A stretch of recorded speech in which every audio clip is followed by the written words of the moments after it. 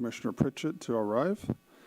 And we're going to suggest that we just kind of skip the top of the agenda until she arrives and move straight into the director's report. So we'll hand it off to Peter. Thank you, sir. Good afternoon, everybody. I have just a couple of quick updates, and then I have a brief presentation that I'm going to do that shouldn't take more than a couple minutes, but I some interesting news from some of our research that we've done that I wanted to share with everyone. But just quickly, December, you guys probably saw in our newsletter, TDT, again, record month for the month of December. Looks like January is going to be very, very close. That might be the end of our streak. We'll see. We were at 1.86 million last January, and I'm estimating somewhere between 1.8 and 1.9 for this January. So it's going to be very, very close. But that could be the month where we don't hit the record. So we'll see what happens with that. On February with 18 days of STR reporting in, looking very strong. ADR last week through the weekend was $175, all-time high. ADR occupancy was over 90% on Friday and Saturday night. So February's kicking spring break off to a very, very strong start, and I think that will probably be a record month once we get the rest of the month in. We'll see. So that is TDT and a little bit of STR in there. I'm going to share my screen if I can make it work and share some other numbers with you. Peter, can I ask you one question? Yes, sir. Keith, the microphone. For the year versus last year through December, it's like averaging 20% better than last year. Yeah, and actually, sorry, I should have pointed out at your places, we did a little year-end recap. TDT was up over 29% versus 21 annually. So you look at calendar year to calendar year. So yeah, incredible growth in that. Okay. There we go. So up on this, if you want, you can look up on the screen. If you want to look in your packet, it's page 41 and 42, and I'm actually starting on slide 40, on page 43 is slide. So we do, every year we do brand research that looks at everything from recall of names of municipalities, recall of the name Space Coast, and what's happening with our advertising. Do people see our advertising? Are they responding to it? Are they booking anything as a result? So we do this research annually. We just finished the fourth wave not too long ago. This started in 20. We did a baseline. So the end of 20, we did a baseline. And then if you recall, we started really promoting the municipalities on the Space Coast, like Titusville on the Space Coast, Cocoa Beach on the Space Coast. We started doing that in our campaign in 21. And so this is from really 21 and 22. And so what we've seen is really steady growth in basically awareness of every municipality and the name Space Coast. They've all gone up since we first started doing our marketing, which is obviously that's what you would expect, that's what you would hope for. But it's always nice to see that in the numbers. So we had a continued overall increase in awareness of all associated names, including Space Coast. Some of the markets were as high as 70 to 71% awareness, and then every municipality has shown increases. Then there are three questions that we ask in this research that I think get to the heart of, is our marketing resonating? One is, did you see our advertising, period? Did you see anything advertising Space Coast? And the second is, did that advertising influence you? And then the third question is, did you book something as a result of seeing our advertising? Every one of those we've seen increases. So we went from 32 to 40% of people having seen our ads, and by the way, this is, we do this in 6 of our markets where we do advertising. So several markets in Florida, like Miami, Orlando, Tampa, and then we also do it in Atlanta, and now we just added Charlotte. So that went from 32 to 40% of people saying, yes, we've seen your ads. And then we almost doubled in terms of the influence that we're having. So it went from 15% back when we first started doing the baseline to now 28%. And then did you book something as a result of the advertising? That almost doubled, went from 12 to 23%. So those are really good indicators that not only is our advertising being seen, but it's resonating and it's causing some action to take place. And then each individual market, we saw an increase in all of those as well. So like in Miami, in Atlanta, every market we saw an increase in those individual markets. Then the other question that we ask is, did you take a vacation somewhere? And if so, where? And name the place. So we ask them to actually name it. Well, in the name Space Coast, we started at 2.7 and now we're at 4. So these are basically people who are saying, yeah, I did take a vacation and Space Coast was where I went. And then Cocoa Beach went from 2.3 to 2.6. That was the municipality that had the other highest number. And then just the other things that we ask a lot about activities, things that they do, things that they're aware of within the community. And beaches and water activities always pops up very high. And also we ask them, to score us, and those two activities of beach and water activities scored the highest at 81 and 83%. Then just some other numbers that we pull out, 29% came to watch a launch. So we ask about Kennedy Space Center and Cape Canaveral and all of that, and 29% of the people said they came to watch a launch. When asked about our beaches and having clear water and water activities, 84% rated us in the top 2 box of clear water in our beaches, and 83% ranked us in the top 2 box for water activities. So that's actually the ranking of the activity, not just the awareness. And then as far as natural beauty and having a clean area, 77% top 2 box for outdoor activity, and 35% said that they participated in an outdoor activity. So about a third of the people are doing something outdoors when they come here. As far as cultural, 77% rated us top 2 box on cultural activities, 81% on family friendly. And then, of course, the proximity to Orlando theme parks continues to rank high. That was at 69%. So those were kind of the top ranked items as far as people giving us a score for those. And then where do people see us?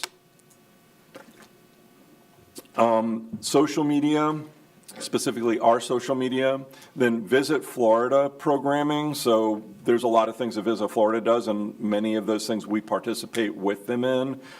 So that was a place where people saw us. Online travel reviews, and streaming video. So streaming video would be like watching TV on an app or something like that.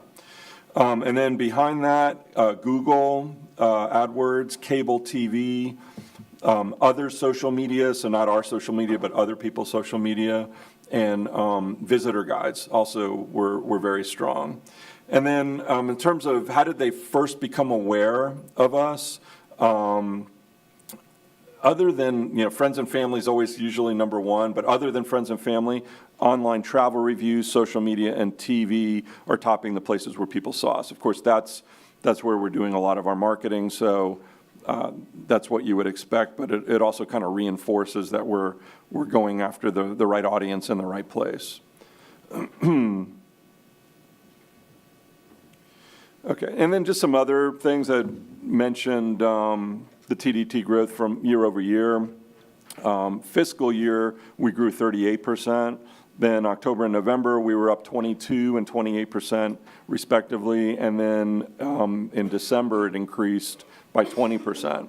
So consistent growth, even into this new fiscal year.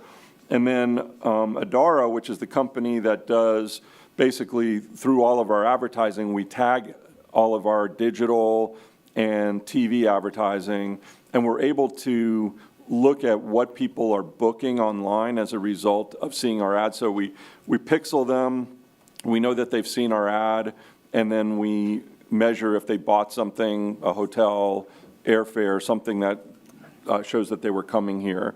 And that data showed us a 39-to-1 ROI this time around, so that went up a little bit. I think it was like 34-to-1 the last time.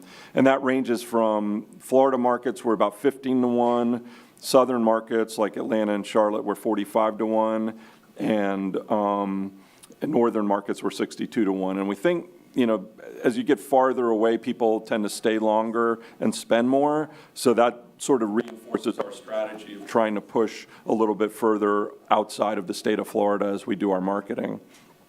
So that, we spent $3.25 million in media that had the Adara pixel on it, and that generated $190 million in track bookings. Can you tell us how they track the bookings?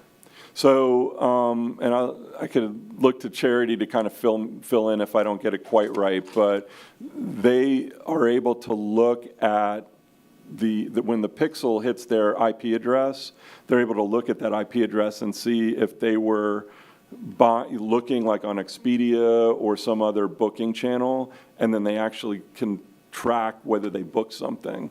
Is that basically? How does the Pixel hit their IP address? That's what I'm curious about.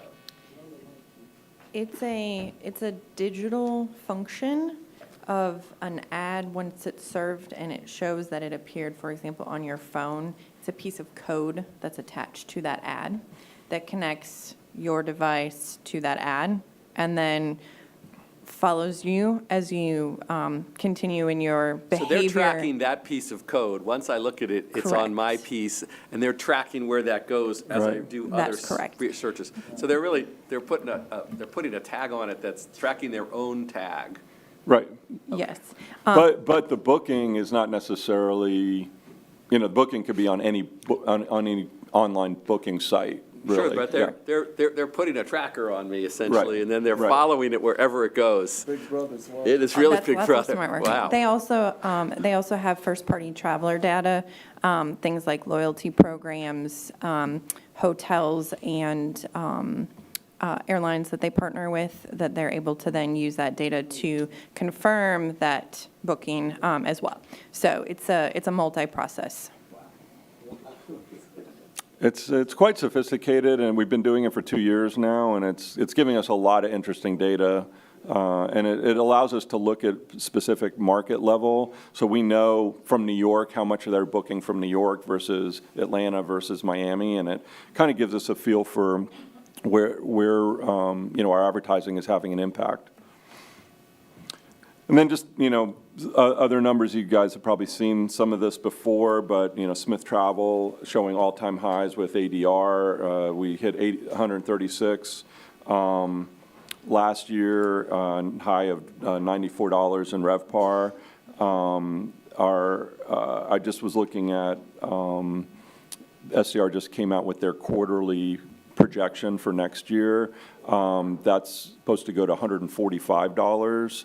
And obviously then RevPAR will go up. Occupancy is supposed to hit 73% this year. So that'll be an all-time high number if we hit 73. I think the previous high was just a little over 70. And then room night demand is something I always talk about. We went from 2.3 million to almost 2.7, so just under 16% growth. So just, you know, lots of data points that are showing that, you know, our destination as a tourism entity is growing incredibly, but a lot of that is linked directly back to the marketing that we're doing. So, any other questions on that? If not, I'm sorry, Madam Chair. We started with my report, so we could go back to the top, and we can have Candace do roll call if you would like. That's good. I've been getting a blow-by-blow from Miss Adrian all the way up. Okay, perfect. All right, so I guess, well, thank you, Mr. Hermanson, for jumping in. My pleasure. Would you do roll call? Commissioner Pritchett? Here. Vice Chair Hermanson, Here. Mayor Medina. Present. Andrea Young. Here. Donnie Donatus. Here. Christy Galzarano. Here. Matt Boucher. Here. Wayne Sword. Here. Pete Winston. Here. Okay, wonderful. We have a full staffing here today. I think you guys know if you have a conflict. We've already talked about that, sir. All right, I didn't get that part of it. And the committee appointments, have we done that already? Has everybody turned those Well, we in? haven't done the minutes approval, and we have not done the committee appointments yet. Okay, so let's make a motion to approve the minutes if anybody has any conflict. So moved. Okay, got a motion by Ms. Young, a second by Mr. Medina. All in favor, say aye. Aye. Opposed? Passes unanimously. Okay, the committee appointments, I'm going to let you take this on, sir. Okay, I think what we did last year is we just went around through each member to read their committee appointments, and we did one vote. If that works for everyone, we can do that again. Would save time, so we don't have to vote for each individual. So if we want to go around Sure. counterclockwise, I guess. Put me on the spot first. So I have not confirmed with all these people, but I think they will be okay with it. So for Beach Committee, Charlie Venuto. For Cultural, Steve Herron. For Capital, Jackie Barker.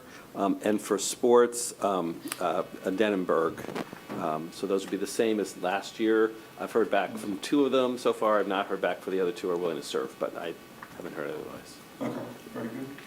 So the same for me. My appointments have really been in attendance. So for Beach, Hunter Jocelyn, Cultural, Juliet Mosconi, Capital, Fred Poppy, Marketing, Christina Bourne, and for Sports, Fred Poppy. Hello. I have for Beach, Gina Parrish. For Cultural, Aaron Collins. For Marketing, Eileen Bentley. And for Sports, Chelsea Parker. I have for Marketing Committee, Kristen Marshall. For Capital Facilities Committee, Marcus Herman. Beach Improvements, Chair. Sports Committee will be Steve Scott, and Cultural Committee, Kim Wilson.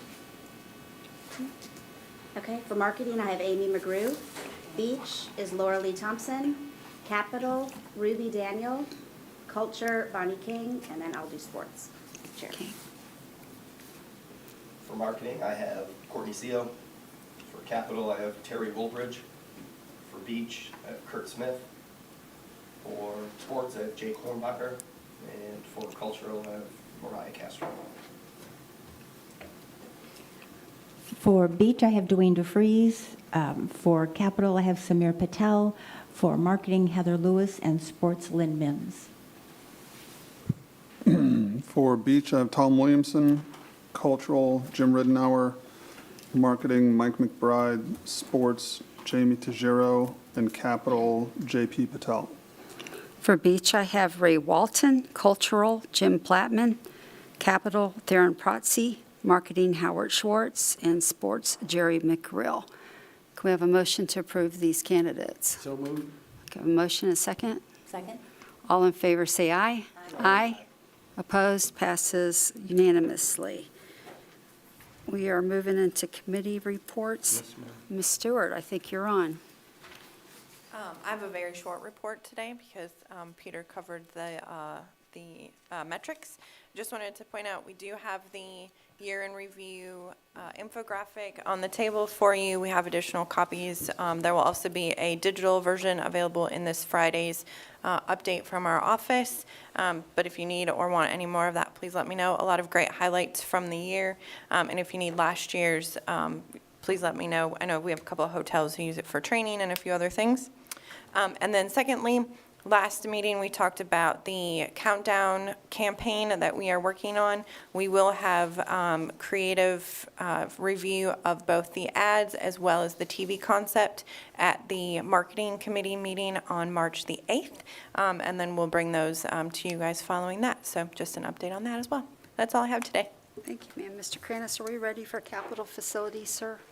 I think the only thing we have to report for capital is the committee meeting on March 30th. So we'll be briefing with the chair on that prior, and then we'll have that meeting. We'll have a report at that, following that. Beach improvement, are we hearing from Natural Resources today, or? I don't believe we have anyone from Natural Resources here, man. Oh, Mike's here. Oh, I'm sorry, Mike, I didn't even see you back there. I'm on the side. You were. Do you have something, any updates that you can give us? Yes, I'll make it in the instance of time. Mike McGarry with Natural Resources.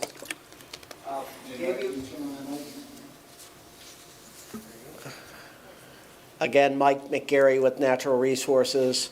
The update I provided a month ago still holds. Our South Beaches project is underway, restoring the beaches in the southern 14 miles of the county, and we're working diligently with the Army Corps on documenting hurricane damage, and with our representatives in Washington and Senate offices. The county has some relatively new federal lobbying team, and they're helping me get word to the Senate offices, trying to secure federal funding for hurricane damage. But the Mid-Reach and South Reach projects, that is in the Satellite Beach, Indian Harbor area, and the Indy Atlantic and the town of Melbourne Beach area, those two projects, the Corps of Engineers are confident enough. They're proceeding with design as though they will have sufficient funding all in hand to bid the projects later in the summer. So while the federal money isn't fully secured, they're moving forth with confidence. So just working those federal projects, construction won't happen until about a year from now. So we'll be about a year before work is underway on those projects. I will leave it at that unless you have questions. Just also wanted to update and Mike, correct me if my numbers are off, I'm just going to use round numbers, but the total expense for the beach repairs that needed to be done post-Ian and Nicole were $22.4 million. That was about $6.4 million more than we actually had available in our account. So we, the board had voted on December 6th to allow us to use up to $8.4 million of ARPA funds to bridge the gap. And so we put in a request for those funds of 6.4, plus we'll use all of the remaining funds out of the beach fund, so we'll be at zero effectively once we get done with that project. So, and it looks like most of that project's going to get done before the fiscal year ends is the goal, right, Mike? Is that correct? That is the contractor's goal. Their contract allows them to carry it till next year, but they're doing their best to get it done Right. this current year. And I think that the 22 million number that's this fiscal year. There's some in next year. There's some in next year, the required dune vegetation planning, which is a few million more in ongoing required monitoring, but that is the bulk for this fiscal year. Okay, thank you. I guess question to you, did you or anybody in your staff speak with Virginia Barker about last year's grant funding out of the beach fund? I did, sir, and she said that she thought it would probably be a very good idea to go ahead and move the funds and put a hold on what we had voted for them to do before. So if we want to put that in a motion form and bring it forward to the commission, I think the support would be there. To Put them back into the beach fund, the money that we had designated for the lagoon. Okay, well, I think it makes a lot of financial sense when the fund is completely depleted and Mother Nature is not done with us. And what I love about Virginia, she has to oversee the whole thing, and she thought this was the best use of the funds. Absolutely. Excellent. Well, I would like to make the motion that the TDC recommend to the Board of County Commissioners to put a moratorium on the utilization of beach funds for Indian River Lagoon projects. I'll second it. Just for clarity, if I may. Would it be for the current fiscal year that we're in the middle of, that there's already been a Board of County Commissioner action, or for the next fiscal year? It would have to be for next fiscal, because we've already allocated those funds for this fiscal, yeah. And that's what I believe, but I just wanted to make sure it was Do we, clear. just before, may I? Please. Before we vote, do we know the status of the, I wasn't here for, or I don't recall the projects that were, Last year, yeah. Last year's project Yeah, that we we're allocated requesting. all of the $1 million, and we're in the contracting process, or already completed the contracting process with them. So, Yep. yeah, we wouldn't be able to cancel those per se for Understood. this year, but yeah, looking to fiscal 23, 24. understood, thank you. Okay, so we have a motion and a second, sir? Are we in discussion right now, or? Yes. So the grants you talked about last meeting, what would happen if we got some of that money? So there would be, in each year's budget, there's $1 million that's allocated for IRL grants. So what the motion would dictate is that $1 million would not happen. I think I was thinking about like the U.S. Corps and the other big one that he was going after for reimbursement. No, those would still be intact. Those are not IRL grants. These are specific smaller Indian River Lagoon projects. So We're you may have using that heard. For beach renourishment? That would be held, that $1 million would not be used for the grants and be held for, basically a contingency if we needed it for future beach renourishment projects for next fiscal.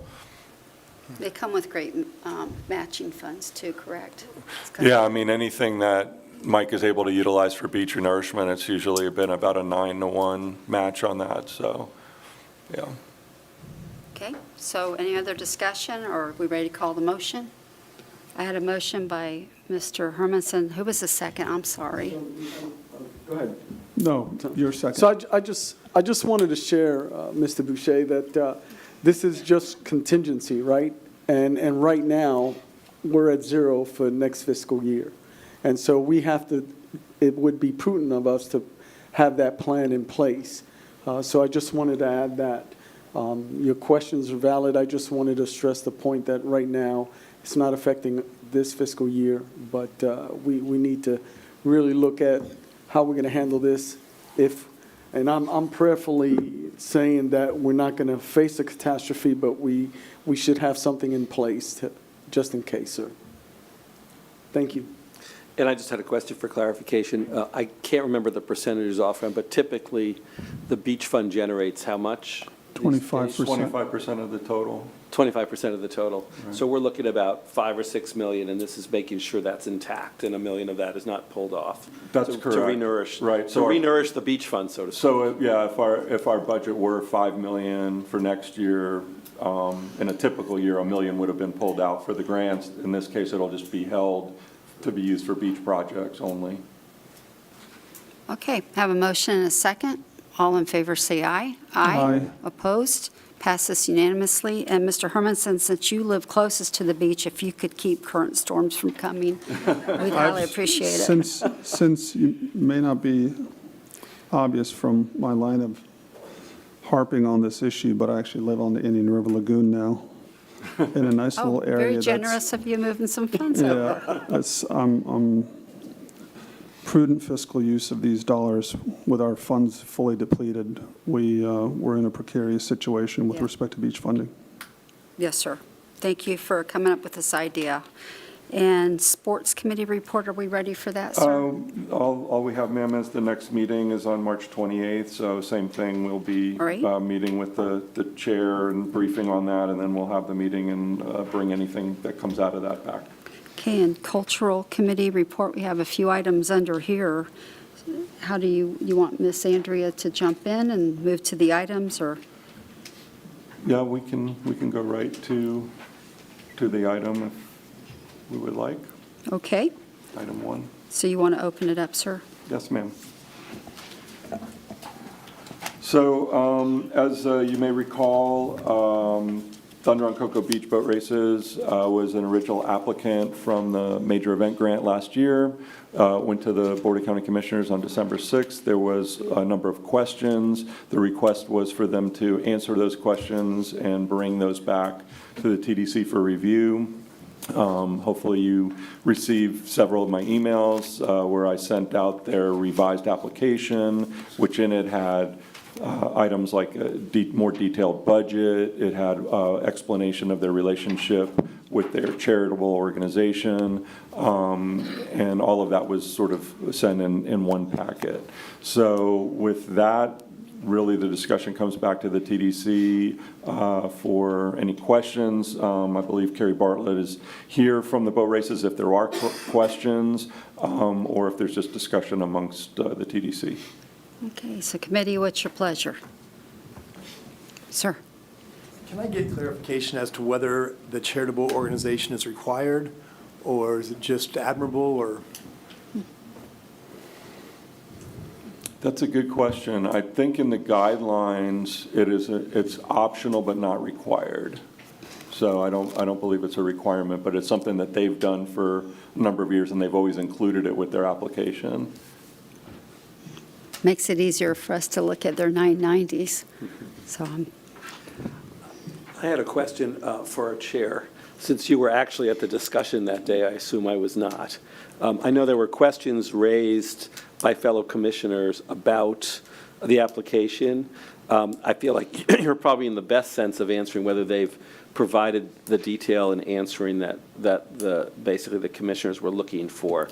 for me, myself, we had the meeting yesterday, and I think what they brought forward is almost textbook of what we should be seeing. So I'm very impressed with the data they sent, and I got very comfortable with that. I don't know how you guys feel on that, but they went in almost a line by line of what they're using it on. And so I'm very supportive of this now.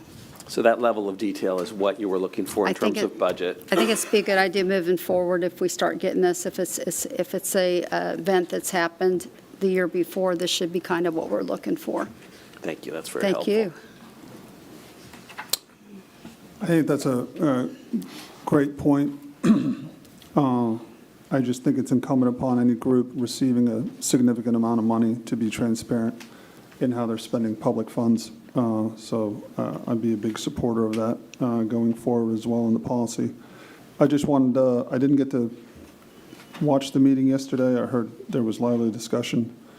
I just want to point out that these, the air show, the Melbourne Air Show, the Tico Air Show, the Cocoa Beach Air Show, and these boat races are long-standing, proven, large-scale events that bring a lot of people to the area, put a lot of guests in hotel beds. But I think the one thing that's sometimes lost on us is the PR value. Charity, I'm sure, can speak to this between, the surfing Santas or that World War II plane that went down during the air show yesterday and the billions of impressions that we got. These are the things that just continue to pay dividends and keep Cocoa Beach on the map and keep people coming back to the area. They would be worthy, I think, of TDC's support on that fact alone. Irrespectively, they do bring tens of thousands of people into the area. And I think for us, I get this question all the time, and I think it's important to keep reminding ourselves the general public in Brevard County doesn't perceive that there is any ROI on TDC use of TDC and bed tax. And I think these large-scale events are those kind of showcase things that are very much appreciated by the residents of Brevard County and show something that we can market to them that, tourism dollars brings events and entertainment back to the area. So I'm supportive of all of these large events as long as they're transparent and properly documented. So I'm going to support this request. Okay. I think I have a motion right there. Yes, ma'am. We have a second? A second? Any more discussion? All in favor, say aye. Aye. Opposed, passes unanimously. We're moving into public comments, and I have Ms. Kathy. Hi, good afternoon. Thank you for the opportunity to give you a little update. I'll be very brief. I wanted to share that on March 16th, we will be having an open house celebration and ribbon cutting at our new offices, which are located at, and I'll be sending you all an email. I have a flyer to send you at 513 North Harbor City Boulevard in Melbourne. And that is exactly 1 mile south of O'Galley. And we'll have some surprises at the event. It'll be, we'll have refreshments. And we're going to have a joint ribbon cutting with the Melbourne Regional Chamber and the Greater Palm Bay Chamber of Commerce. And the open house is from 4 to 6, and the ribbon cutting is at 5. And this is an opportunity to see our new offices, see our new gallery space, and we look forward to seeing you there. Thank you, ma'am. Thank you. Rob Klimkowski.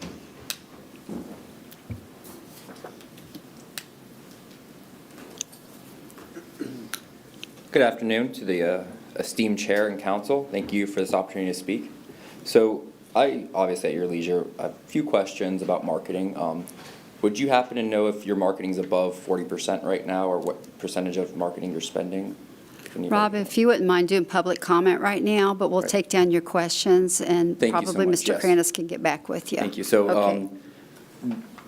and to go and furthermore, so if it were to be above 40%, I was just wondering if we could open up dialogue, a discussion, diatribe, whatever, just open up a course of action for maybe allowing some of those funds through public facilities to be allocated or earmarked towards workforce housing.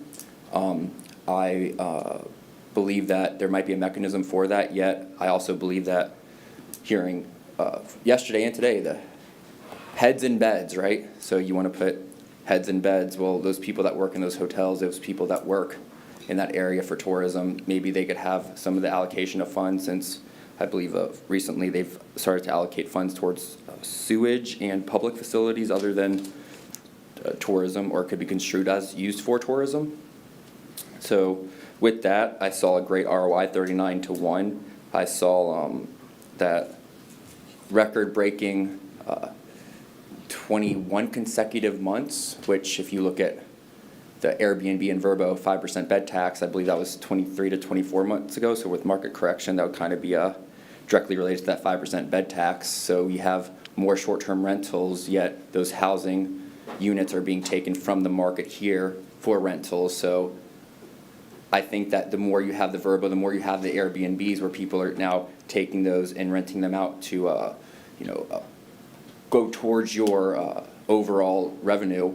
That would be helpful for workforce housing. It would be on aggregate and correlate to maybe public facilities and for workforce housing. Yet that would be flagship. So what I'm recommending, or what I would hope for, is an impact study to be done to get that transparency, as I believe Mr. Hermanuson was talking about transparency, to get that full transparency, because if you are asking for money, let's get the impact study done to say that it is directly correlating to the degradation of workforce and affordable housing here in Brevard County.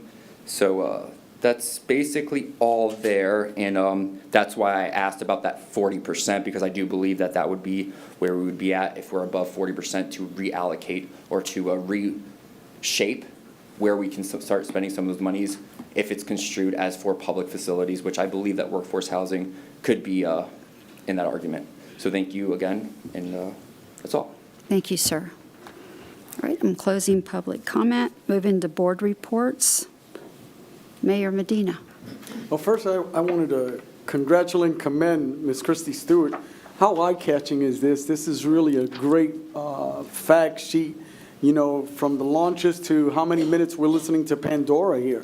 So outstanding job, ma'am. I really, really appreciate that.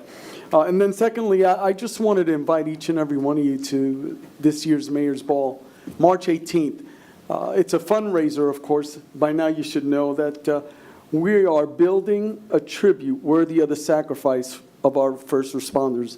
On April 23rd, 1987, the city of Palm Bay had a mass shooting, and we lost two of our very finest along with several citizens. And in that exchange, I truly believe the city of Palm Bay at that time was only 27 years old. Imagine that. So the lives that was lost on that day, the lives the blood that was shed on that fateful day, are part of the very fabric and fiber of our city, part of that foundation. So join me in attending the Mayor's Ball, or maybe some of you would want to be event sponsors. March 18th, you can follow me by www.palmbayflorida.org/Mayor's Ball. Thank you, Madam Chair. Thank you, sir. That advertisement was brought to you by Mayor Ron Medina. There you go. Mr. Winston? Two things. First of all, we were gratified to see our name listed here for Top 5 Zoo, but you can be part of that this year. This really is a beauty contest on Facebook, so voting matters, and you can vote from every one of your devices every day. So if you would take the time every day on your phone or on your computer, it's really quick once you find it, and you can vote for us both as the best zoo and also for best exhibit. With a kayaking, we would love to be back there again. It really is about getting the word out. And I'm gonna follow in the fine footsteps of the mayor here and do a shameless plug also. At the end of April, we have Safari Under the Stars. That is our gala. Really, it represents our best supporters, and there are always sponsorship opportunities. And I happen to bring paperwork in case the opportunity presented itself. So any of you'd like to be interested, it is a limited number of people in seating, but it's an incredible event that really supports the zoo. And one of the things it's going towards this year is, is we're actually building our permanent lion exhibit as we speak. So anyone would like to be part of it, we certainly love your support. Thank you for laying the groundwork for the mayor. I'm always following you. So. Okay, Mr. Sword? Just had the opportunity to meet a couple of the astronauts that are going to be flying the Starliner in April at the hotel today, and pretty exciting. So Ed Finkel and Sunita Williams. Sunita Sunny, she's also in the running for being the first woman to walk on the moon. Wow. So just geeking out on this whole space thing. It just keeps getting better and better. So that's all I have. Mr. Boucher? Nothing to report, thank you. Thank you. Ms. Christie?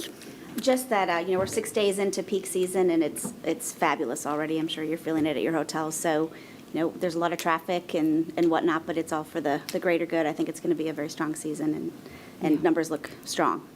Wonderful. Mr. Donatus? Nothing at this time, thank you. Okay, Miss Andrea Young?